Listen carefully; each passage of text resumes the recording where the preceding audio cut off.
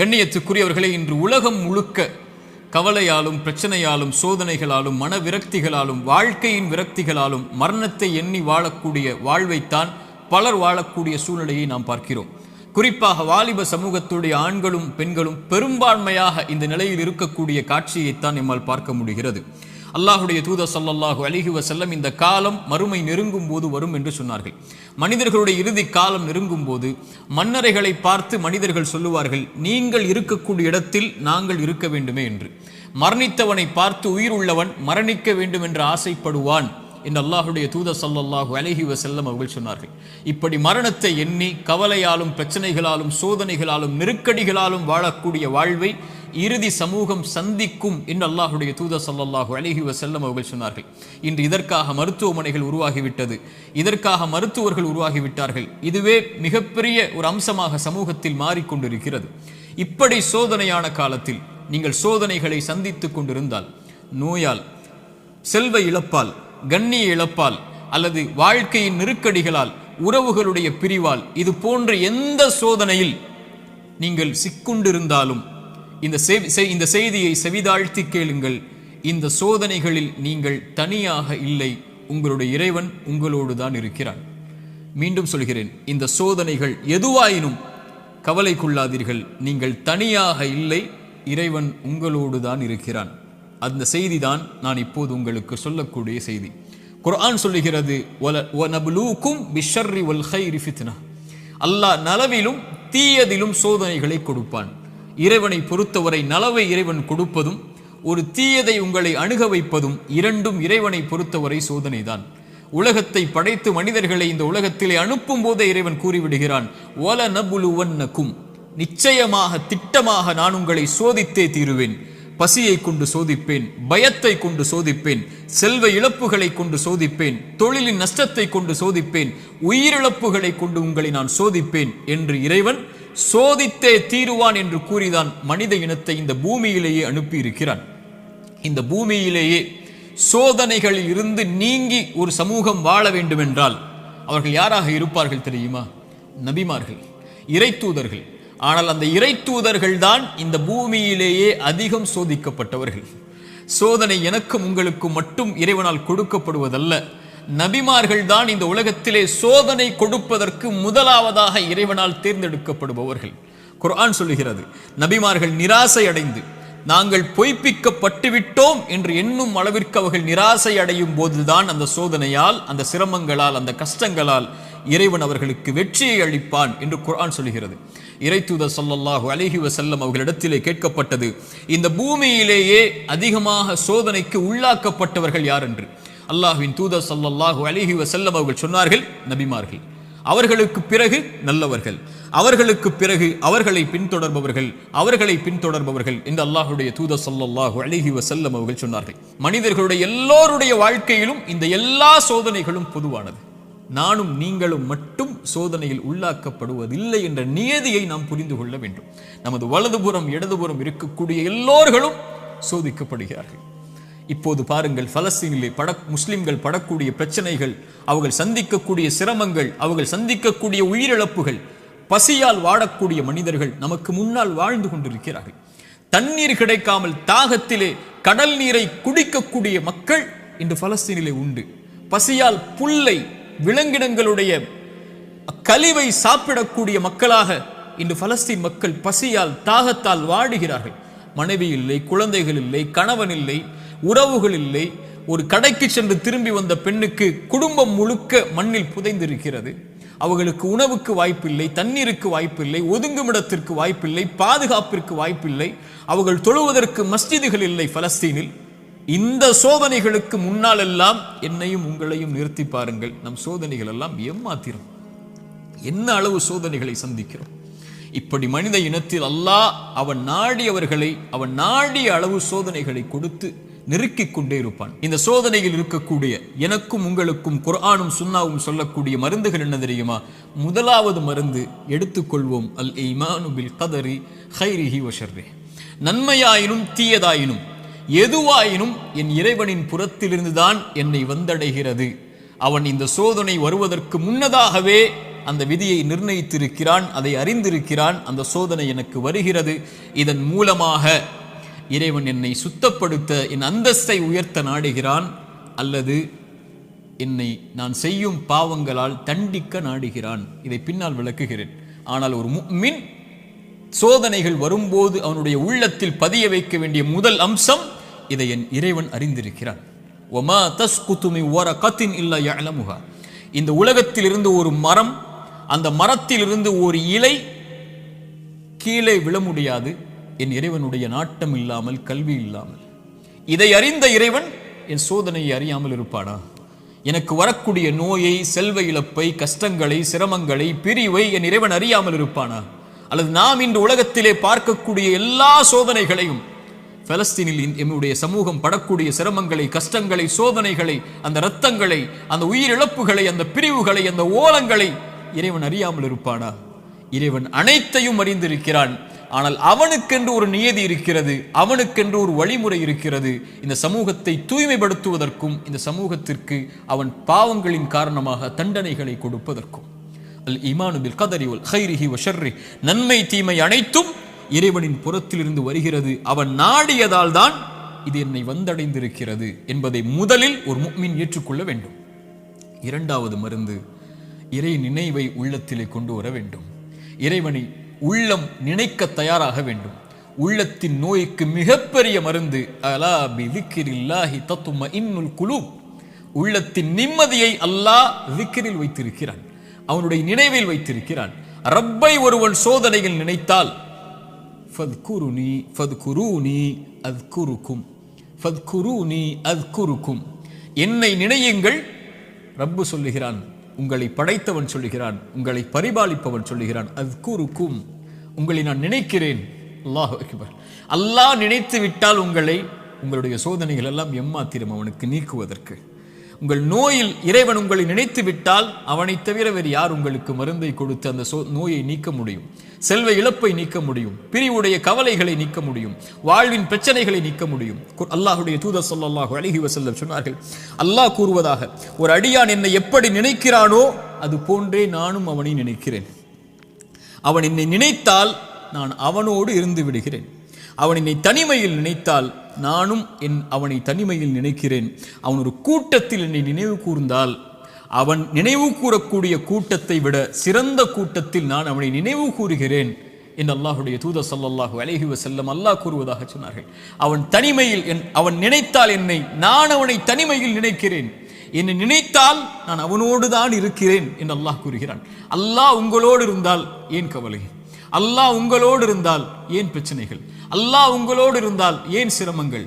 அல்லாஹ்வை நேசிக்கக்கூடிய அடியார்களுக்கு லா ஹவுஃபுன் அலைஹிம் வலா ஹும் யஹ்ஸனூன், அவர்கள் கவலை கொள்ள மாட்டார்கள், அவர்கள் பயம் கொள்ள மாட்டார்கள். அவர்களுடைய உள்ளம் அல்லாஹ்வின் நினைவால் நிரம்பி இருக்கும் போது இறைவன் கொடுத்த கவலை, இறைவன் கொடுத்த சோதனை, அவன் எனக்கு ஒன்றை நாடுகிறான், இதில் நான் நலவை முயற்சி செய்து முன்னேறுகிறேன், என்ன சோதனையாயினும் அவன் எனக்கு நீக்குவான் என்ற நம்பிக்கையில் ஒரு முஃமின் முன்னேறுவான். ஒரு பாவி இறைவனை குறை கூறி பின்னால் வந்து விடுவான், இறைவனை மறந்து பின்னால் சென்று விடுவான், இறைவனை ஏசி அல்லது சபித்து நீ எல்லாம் இறைவனா என்று சோதனையில் அவனை தூற்றிவிட்டு பின்னால் வந்து விடுவான்.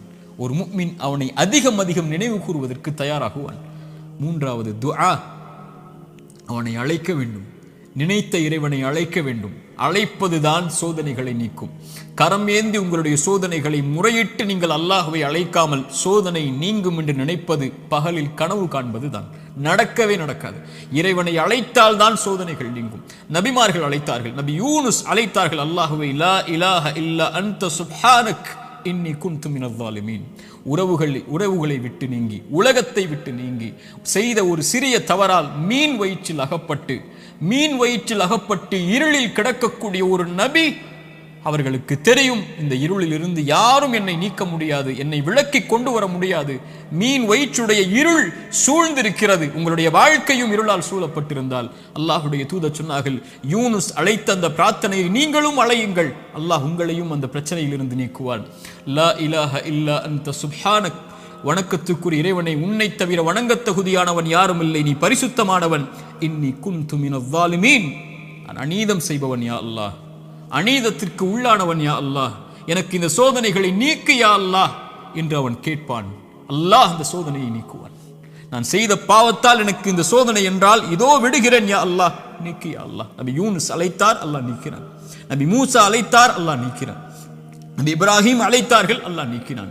நபி தாவூத் அழைத்தார்கள், அல்லாஹ் நீக்கினான். நபி நூஹ் அழைத்தார்கள், அல்லாஹ் நீக்கினான். நபி ஜக்கரியா அழைத்தார்கள், அல்லாஹ் நீக்கினான். நபி அய்யூப் அழைத்தார்கள், அல்லாஹ் நீக்கினான். முஹம்மது ரசூலுல்லாஹ் ஸல்லல்லாஹு அலைஹி வஸல்லம் அழைத்தார்கள், அல்லாஹ் நீக்கினான்.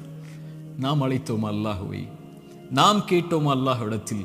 நாம் முறையிட்டோமா, யா அல்லாஹ் இந்த சோதனையால் சிரமப்படுகிறேன், அவதிப்படுகிறேன், கஷ்டப்படுகிறேன், இன்னல் படுகிறேன், கண்ணீர் வடிக்கிறேன், எனக்கு இந்த சோதனையை நீக்கு யா அல்லாஹ். என் பாவத்தின் மூலமாக வந்திருந்தால் இதோ இந்த பாவங்களை விட்டு விலகி வருகிறேன் யா அல்லாஹ், என் கவலையை நீக்கு என்று கேட்டிருக்கிறோமா? அல்லாஹ்வுடைய தூதர் ஸல்லல்லாஹு அலைஹி வஸல்லம் ஒரு நபித்தோழரை பார்க்கிறார்கள். பள்ளியில் தொழுகை அல்லாத நேரத்தில் அவரை பார்த்து கேட்டார்கள், ஏன் தோழரே பள்ளிக்கு வந்திருக்கிறாய் இந்த நேரத்தில்? அவர் சொன்னார், யா ரசூலல்லாஹ், கடன், யா ரசூலல்லாஹ், கவலைகள். உள்ளம் நிரம்பி இருக்கிறது அல்லாஹ்வின் தூதரே. அல்லாஹ்வுடைய தூதர் ஸல்லல்லாஹு அலைஹி வஸல்லம் சொன்னார்கள், நான் உனக்கு ஒரு துஆவை சொல்லித் தருகிறேன், அதை நீ ஓதினால் அல்லாஹ் ரப்புல் ஆலமீன் உனக்கு இந்த சோதனைகளில் இருந்து வெளியேறக்கூடிய வாய்ப்பை அல்லாஹ் ரப்புல் ஆலமீன் உனக்கு தருவான்.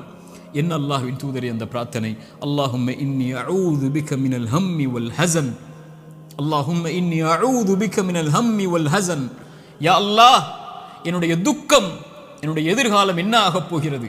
நான் எதை நோக்கி செல்லப் போகிறேன்? என்னுடைய வருமானம் என்ன ஆகப் போகிறது? இவ்வளவு கஷ்ட இழப்புகளை சந்தித்து விட்டேனே, இனிமேல் என்ன ஆகப் போகிறது என்ற கவலையில் இருந்தால் யா அல்லாஹ் அந்த துக்கத்தை நீக்கு யா அல்லாஹ். எதிர்கால கவலைகளை பற்றிய கவலையை உள்ளத்திலிருந்து நீக்கு யா அல்லாஹ்.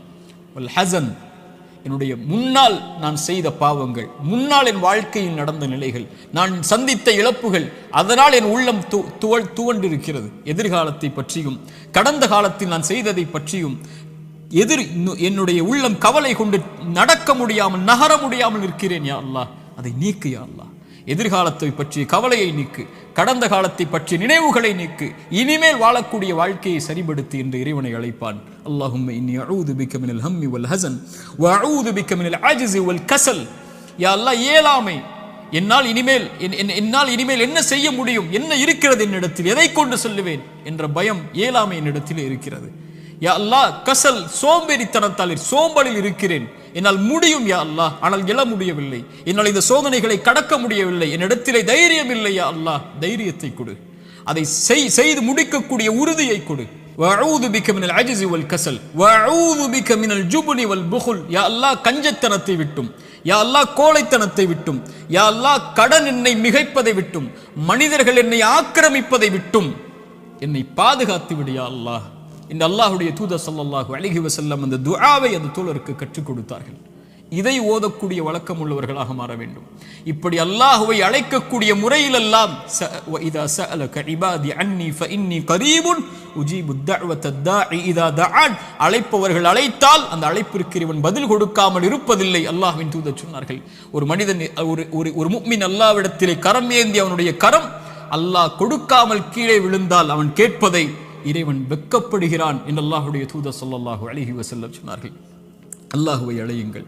கடைசியாக இந்த நேரத்தில் சுருக்கமாக சொல்கிறேன், மீண்டும் சொல்கிறேன், நோயால் சிரமப்படுகிறீர்களா, இழப்புகளால் சிரமப்படுகிறீர்களா, பிரிவால் சிரமப்படுகிறீர்களா, கடினமான காலத்தை வாழ்க்கையில் கடக்கிறீர்களா, ஒருபோதும் அல்லாஹ் உங்களை கைவிட மாட்டான்.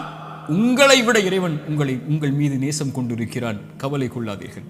நீங்கள் தனியாக ஒருபோதும் இல்லை. உலகமெல்லாம் உங்களுக்கு எதிராக இருந்தாலும் நீங்கள் தனியாக இல்லை. அவன் உங்களோடு இருக்கிறான். அவன் உங்களோடு இருந்தால், இந்த உலகத்தில் யார் உங்களோடு இல்லை என்றாலும், இந்த உலகமே உங்களை வெறுத்திருந்தாலும், உலகமே உங்களை புறக்கணித்தாலும் கவலை கொள்ளாதீர்கள். அது போதும் நமக்கு. இறைவன் உங்களோடு இருந்தால் அது போதும். உலகமெல்லாம் உங்களோடு இருந்து இறைவன் உங்களோடு இல்லை என்றால் அதை விட நஷ்டம் இல்லை. உலகத்தில் எவரும் இல்லாமல் இறைவன் உங்களோடு இருந்தால் அதை விட இன்பம் இல்லை. நபிமார்கள் உலகம் புறக்கணித்தது நபி நூஹை, ஆனால் நூஹோடு அல்லாஹ் இருந்தான். நபி தாவூதை உலகம் புறக்கணித்தது, அல்லாஹ் அவர்களோடு இருந்தான். நபி யூனுஸை உலகம் புறக்கணித்தது, அவர்கள் செய்த பாவத்திற்காக மன்னிப்பை கேட்டார்கள், அல்லாஹ் அதிலிருந்து அவர்களை பாதுகாத்தான். இப்ராஹீமை உலகம் புறக்கணித்தது, அல்லாஹ் அவர்களோடு இருந்தான். மூசாவை உலகம் புறக்கணித்தது, அல்லாஹ் அவர்களோடு இருந்தான். நபி அல்லாஹ்வின் தூதரையும் உலகம் புறக்கணித்தது, பெரும்பான்மை புறக்கணித்தது, அல்லாஹ் அவர்களோடு இருந்தான். லா தஹ்சன் இன்னல்லாஹ மஅனா. அல்லாஹ்வின் தூதர் அதனால்தான் சொன்னார்கள், கவலை கொள்ளாதீர், அல்லாஹ் நம்மோடு இருக்கிறான். அல்லாஹ்வின் தூதர் ஸல்லல்லாஹு அலைஹி வஸல்லம் ஒரு தாயை குறித்து சொன்னார்கள். போர்க்களத்தில் காணாமல் போய் கிடைத்த ஒரு குழந்தையை ஒரு தாய் தேடி வரும்போது அல்லாஹ்வுடைய தூதர் அதை எடுத்து கொடுக்கும்போது அந்த தாய் அந்த குழந்தையை வாங்கி கட்டி அணைத்து அதற்கு உணவை கொடுக்கும்போது அல்லாஹ்வின் தூதர் நபித்தோழர்களை பார்த்து கேட்டார்கள், இந்த தாய் இந்த குழந்தையை நெருப்பில் வீசுவாளா? அந்த குழந்தை படக்கூடிய சிரமத்தை கஷ்டமாக உணர்ந்த அந்த தாய், தன் உயிர் போய் கிடைத்த வந்த மகிழ்ச்சியில் இந்த வாழக்கூடிய இந்த தாய் இந்த குழந்தையை நெருப்பில் வீசுவாளா? தன்னோடு வந்துவிட்ட அந்த குழந்தையை எப்படி நெருப்பில் வீசுவாள்? அல்லாஹ் இந்த குழந்தைக்கு இந்த தாய் காட்டக்கூடிய அன்பை விட அல்லாஹ் அவனுடைய அடியார்கள் மீது இரக்கம் உள்ளவன். அல்லாஹ் அக்பர். ஒரு அறிஞர் அழகாக சொல்லுவார், யா அல்லாஹ், அல்லாஹ்வை அழைத்து சொல்லுவார், யா அல்லாஹ், என் தாயை விட என் மீது இரக்கம் காட்டக்கூடியவன் நீ. என் தாய் நான் சிரமப்படுவதை, என் தாய் நான் நோயில் வாடுவதை, என் தாய் நான் கடனில் இருப்பதை, கடனால் கஷ்டப்படுவதை, என் தாய் என் செல்வ இழப்புகளில் கஷ்டப்படுவதை, என் தாய் என்னுடைய இழப்புகளில், பிரிவில், நோயில், சிரமங்களில், சோதனையில் கஷ்டப்படுவதை விரும்ப மாட்டாள். என் தாயை விட என் மீது இரக்கம் உள்ள நீயும் விரும்ப மாட்டாயா அல்லாஹ், அதை எனக்கு இரக்கம் காட்டு, இந்த சோதனையை நீக்கென்று அல்லாஹ்வை அழைப்பார்கள் அறிஞர்கள் இந்த ஹதீஸை கொண்டு. அல்லாஹ் அக்பர். அல்லாஹ் உங்களை ஒருபோதும் கைவிட மாட்டான். அல்லாஹ் உங்களை ஒருபோதும் பிரிந்து விட மாட்டான். அல்லாஹ்வின் பக்கம் வந்து விட்டால் அல்லாஹ் உங்களை ஒருபோதும் வேதனை அடைவதை, உங்கள் கண்கள் கண்ணீர் வடிப்பதை, உங்கள் உள்ளம் நெருக்கமாகுவதை, உங்கள் உள்ளம் உடைக்கப்படுவதை இறைவன் ஒருபோதும் பார்த்து கொண்டிருக்க மாட்டான். ஆனால் கடைசியாக சோதனைகள் இறைவனின் புறத்திலிருந்து வருகிறது, ஆம். ஆனால் ஒருவருக்கு சோதனை நன்மையாக வரும், ஒருவருக்கு சோதனை தண்டனையாக வரும். நபிமார்களுக்கு சோதனை வந்தது என்று சொன்னேன். எல்லா நபிமார்களுக்கும் சோதனை வந்தது. அந்த சோதனைகள் அவர்களை தூய்மைப்படுத்துவதற்காக, அவர்களை சுத்தப்படுத்துவதற்காக, அவர்களுடைய அந்தஸ்தை அல்லாஹ்விடத்திலே உயர்த்துவதற்காக, ஈமானில் அவர்களை உறுதிப்படுத்துவதற்காக, எல்லாவற்றையும் கொண்டும், உலகத்தை கொண்டும், மார்க்கத்தை கொண்டும், தீனை கொண்டும் அல்லாஹ் சோதித்துக் கொண்டே இருந்தால் அவனின் பக்கம் அவர்களை நெருக்கமாக்கி, அவனின் பக்கம் அவர்களை நெருக்கமாக்கி கொண்டு வருவதற்காக. அது நிஅமா, அது அருள். அந்த சோதனை அருள். அல்லாஹ்வுடைய தூதர் ஸல்லல்லாஹு அலைஹி வஸல்லம் அவர்கள் சொன்னார்கள், உலகத்தில் அதிகமாக சோதிக்கப்பட்டவர்கள் யார் என்று கேட்கும்போது நபிமார்கள், அவர்களுக்கு பின்னால் வந்தவர்கள், அவர்களுக்கு பின்னால் வந்தவர்கள் என்று சொல்லிவிட்டு சொன்னார்கள், அல்லாஹ் ஒரு மனிதனுடைய மார்க்கத்திற்கு ஏற்ப அவனை சோதிப்பான். யா அல்லாஹ், அவனுடைய மார்க்கம் நிலையாக உறுதியாக இருந்தால் அந்த உறுதியோடு, அந்த நிலையோடு சோதனையும் உறுதியாகும். யா அல்லாஹ். மேலும் சொன்னார்கள், அவனுடைய மார்க்கம் எளிதாக இருந்தால் சோதனையும் அவனுக்கு எளிதாகும். ஆனால் இறைவன் நாடக்கூடிய அடியார்களை இறைவன் சோதனைகளை கொண்டு, சிரமங்களை கொண்டு நெருக்கமாக்கி கொண்டே இருப்பான், இந்த பூமியில் அவன் பாவம் இல்லாதவனாக நடக்கும் வரை. யா அல்லாஹ், இந்த ஹதீஸை எப்படி விவரிப்பது இந்த சிறிய நேரத்தில்? இன்ஷா அல்லாஹ் வாய்ப்புகள் வரும்போது இந்த ஹதீஸை விவரிக்கிறேன். அல்லாஹ் சோதனைகளை கொண்டு ஒரு மனிதனை பக்குவப்படுத்துவான், நிலைப்படுத்துவான், முன்னேற்றுவான். அவனுக்கு அடுத்த கட்டத்தை நோக்கி அவனுடைய வாழ்வை நகர்த்துவான். அவன் அதன் மீது நம்பிக்கை கொண்டிருப்பான். நலவு வந்தால் அல்ஹம்துலில்லாஹ், சோதனை வந்தாலும் அல்ஹம்துலில்லாஹ், அல்லாஹ்வை புகழ்வான், அல்லாஹ்விடத்திலே உதவி தேடுவான். இவன் முஃமின். ஆனால் பாவி, இறைவன் சோதனையை கொடுத்தால் அல்லாஹ்வை விட்டு விலகுவான், சோதனையை கொடுத்தால் பாவங்களை நோக்கி செல்லுவான், சோதனையை கொடுத்தால் இறைவனை மறந்து விடுவான். அது நலவின் சோதனையாக இருந்தாலும் பாவத்தின் சோதனையாக இருந்தாலும். இந்த குர்ஆனின் எச்சரிக்கை மிக்க இந்த வசனத்தை கேளுங்கள். ஃபலம்மா நஸூ மா துக்கிரு பிஹி, எம் நினைவை விட்டு நீங்கள் மறந்து வாழும் போது, ஃபதஹ்னா அலைஹிம் அபுவாப குல்லி ஷை, வானத்தின் கதவுகள் எல்லாம் திறக்கப்படும், என்ன வேண்டுமோ கிடைக்கும். ஹத்தா இதா ஃபரிஹு மா ஊது, அல்லாஹ் கொடுத்ததை கொண்டு அவர்கள் நிம்மதியோடு வாழ்ந்து கொண்டிருக்கும் போது, அது சோதனை என்று அறியாத அந்த பாவிகளுக்கு அஹத்னாஹும் பக்ததன், திடீரென்று அல்லாஹ் பிடித்து அவர்களை நஷ்டவாளிகளாக மாற்றி விடுவான். அல்லாஹ்வின் தூதர் ஸல்லல்லாஹு அலைஹி வஸல்லம் சொன்னார்கள், அடியானுக்கு அல்லாஹ் ஒரு சோதனையை இந்த உலகத்திலே விரைவுபடுத்துகிறான் என்றால் அவனுக்கு அல்லாஹ் ரப்புல் ஆலமீன் நலவை நாடுகிறான். அல்லாஹ் அவனுக்கு சோதனையை தாமதப்படுத்துகிறான் என்றால் பாவங்களின் காரணமாக நாளை மறுமையில் அவனுக்கு அல்லாஹ் ரப்புல் ஆலமீன் அதை கொடுப்பதற்கு அல்லாஹ் காத்திருக்கிறான். தீயதாக நல்லவருக்கு சோதனையை உலகத்திலேயே கொடுத்து அல்லாஹ் அவனை நெருக்கமாக்கி விடுவான். பாவியை விடுவான் அல்லது பிடிப்பான். பிடித்தாலும் விட்டாலும் அவன் அழிவது நிச்சயம். அல்லாஹ் ரப்புல் ஆலமீன் அப்படிப்பட்ட பாவங்களை விட்டு அல்லாஹ் எம்மை பாதுகாப்பானாக.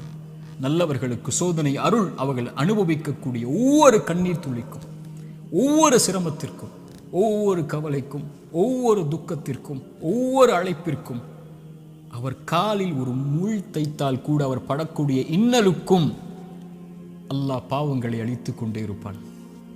ரசூலுல்லாஹ் சொன்னார்கள் ஸல்லல்லாஹு அலைஹி வஸல்லம், ஆனால் பாவி படக்கூடிய ஒவ்வொரு சோதனையும் அவன் மீண்ட அல்லாஹ்விடத்திலே செய்த பாவங்கள் எதுவாயினும், அவன் கடந்த காலம் எதுவாயினும், எவ்வளவு கொடிய பாவங்களை வைத்திருந்தாலும் அவன் பாவத்திலிருந்து விலகாமல் சோதிக்கப்படும் போது நன்மையை நோக்கி செல்லாமல் இருந்தால் அவனுக்கு இந்த உலக வாழ்வும் மறுமையும் அழிவுதான்.